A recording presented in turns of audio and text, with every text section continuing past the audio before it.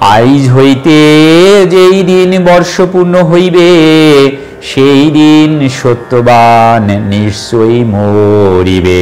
কহিনু ভবিষ্য কথা লয় যদি মনে, যোগ্য পাত্র দেখি কন্যাদান কর অন্য জনে।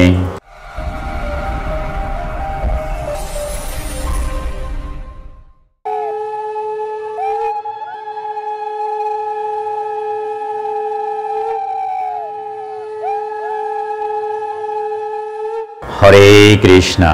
বটসাবিত্রী ব্রত 2024 কবে? 5 জুন 2024 বুধবার নাকি 6 জুন 2024 বৃহস্পতিবার? আগামী 5 জুন 2024 বুধবার পালন করতে হবে এই বটসাবিত্রী ব্রত তথা বটসাবিত্রী চতুর্দশী 2024।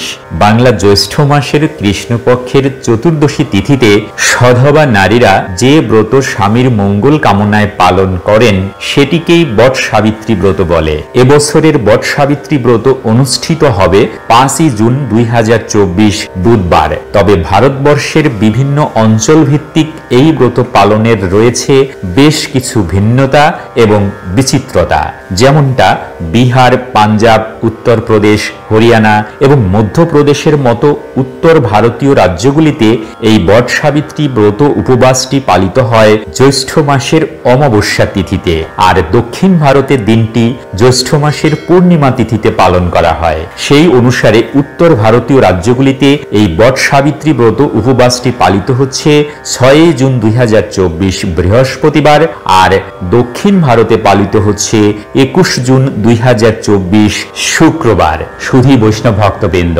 সবাইকে ভক্তিপূর্ণ দণ্ডবৎ প্রণাম।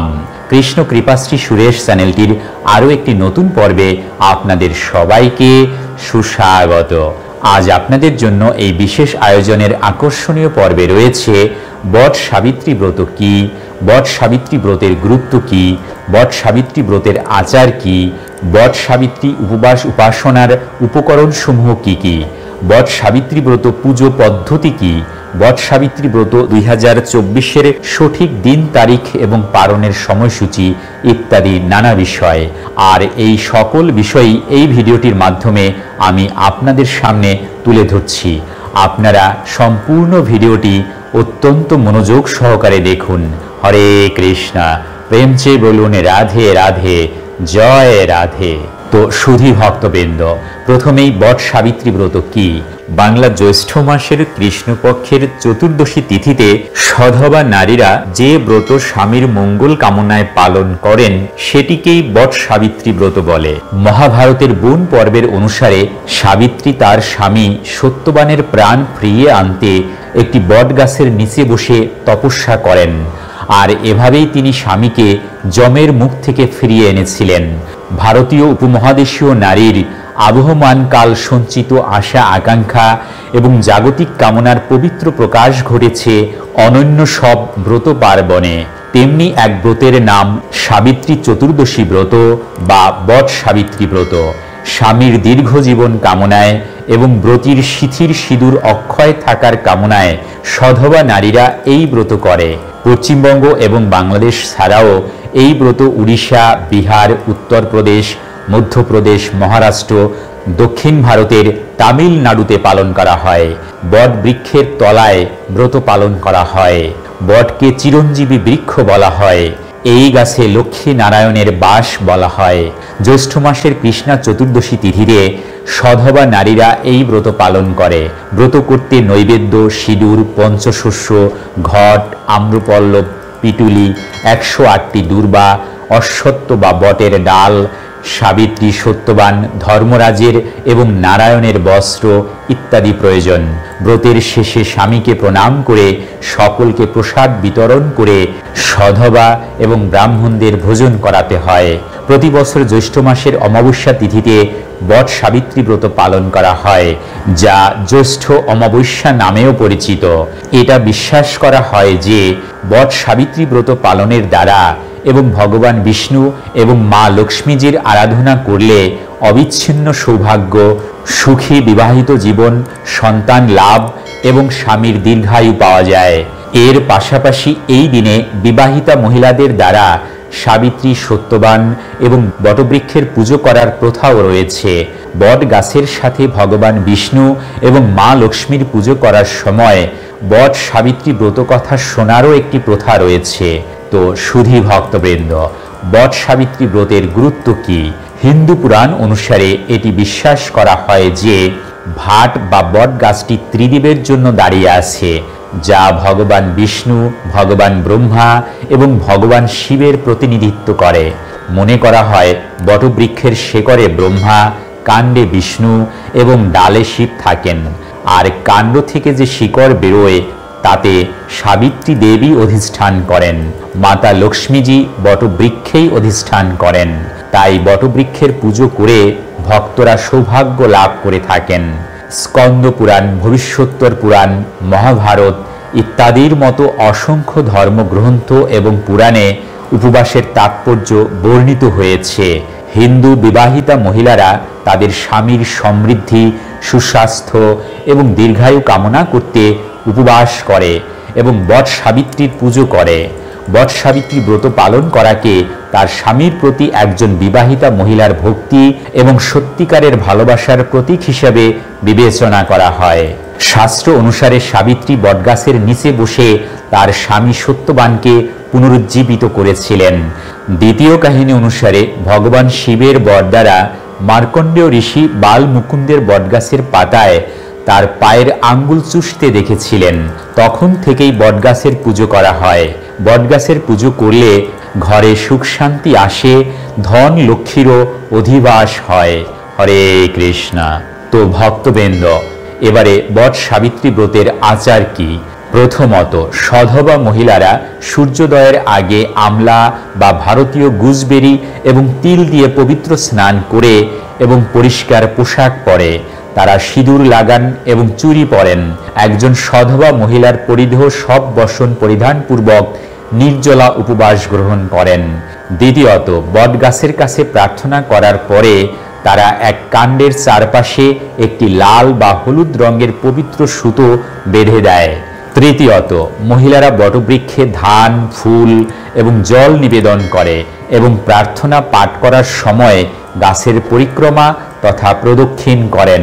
চতুর্থত, যদি একটি বটগাছ পাওয়া না যায়, ভক্তরা একইভাবে আচার অনুষ্ঠানের জন্য কাঠের ভিত্তির উপরে চন্দনের পেস্ট বা হলুদের সাহায্যে গাছের প্রতিকৃতি তৈরি করতে পারেন।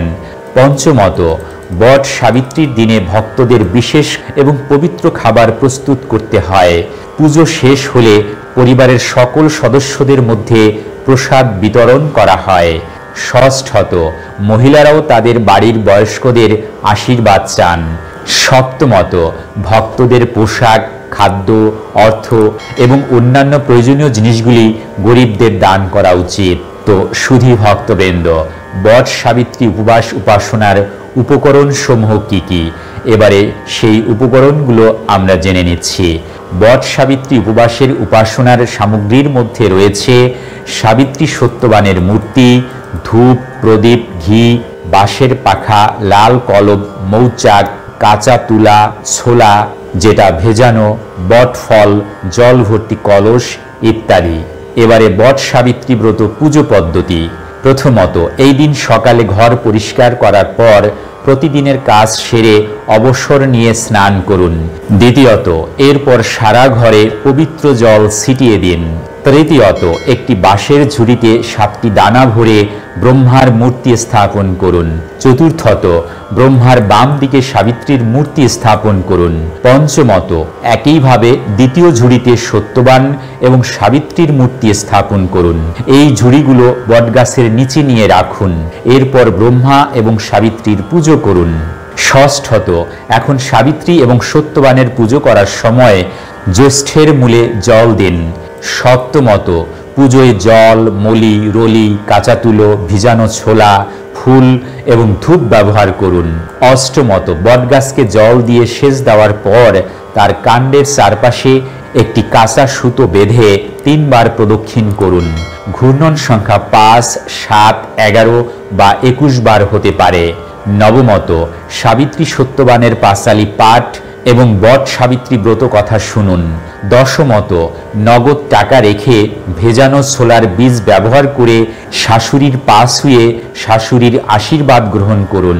একাদশতম, পুজো শেষে বাঁশের পাত্রে রেখে ব্রাহ্মণদের বস্ত্র এবং ফলমূল দান করুন। দ্বাদশতম, এই উপবাসে সাবিত্রী সত্যবানের পুণ্য কাহিনী শুনতে ভুল করবেন না। তো সুধী ভক্তবৃন্দ, বট সাবিত্রী চতুর্দশী ব্রত 2024-এর সঠিক দিন, তারিখ ও পালনের বিস্তারিত সময়সূচি। বিহার, পাঞ্জাব, উত্তরপ্রদেশ, হরিয়ানা এবং মধ্যপ্রদেশের মতো উত্তর ভারতীয় রাজ্যগুলিতে বট সাবিত্রী চতুর্দশী ব্রতে পালিত উপবাসটি জ্যৈষ্ঠ মাসের অমাবস্যা তিথিতে, আর দক্ষিণ ভারতে দিনটি জ্যৈষ্ঠ মাসের পূর্ণিমা তিথিতে পালন করা হয়। তো এবছর বট সাবিত্রী ব্রত আরম্ভ ইংরেজি 4 জুন 2024 মঙ্গলবার ভারতীয় সময় অনুযায়ী দিবাগত রাত্রি 8টা 58 আর বাংলাদেশের সময় অনুযায়ী দিবাগত রাত্রি 9টা 28 মিনিটে।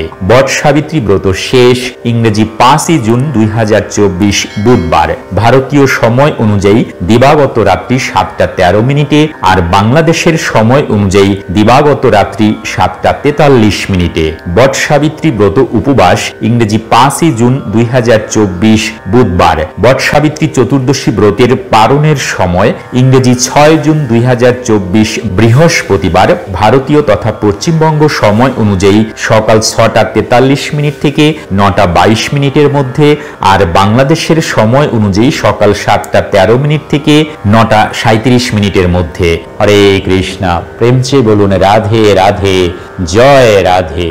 তো সুধী ভক্তবৃন্দ, বট সাবিত্রী তথা সাবিত্রী সত্যবান ব্রত কথা। সধবা নারীর কাছে সাবিত্রী আদর্শ নারী হিসেবে পরিচিত। মহাভারতের বন পর্বে যখন যুধিষ্ঠির শ্রীকৃষ্ণকে দ্রুপদ কন্যার তুল্য পতিব্রতার কথা জানতে চান, মার্কণ্ডেয় তাকে রাজকন্যা সাবিত্রীর ইতিহাস শোনান। তিনি বলেন, সাবিত্রী কুলস্ত্রীর সমস্ত সৌভাগ্য লাভ করেছিলেন। মদ্রদেশের পরাক্রমশালী ধর্মাত্মা রাজা অশ্বপতি দীর্ঘ 18 বছর ধরে সন্তান কামনায় সাবিত্রী দেবীর উদ্দেশ্যে হোম করেন। দেবীর কৃপায় রাজীব লোচনা লক্ষ্মীর ন্যায় এক কন্যা সন্তান তাদের ঘরে জন্ম নেয়। দেবী সাবিত্রীর কৃপা প্রাপ্তির জন্য কন্যার নাম সাবিত্রী রাখা হয়। সাবিত্রী ক্রমে ক্রমে যৌবনবতী হলেন, কিন্তু তার তেজের জন্য কেউ তার পানি প্রার্থনা করলেন না। এমন সময় ঋষি মান্ডব্য এলেন রাজার কাছে।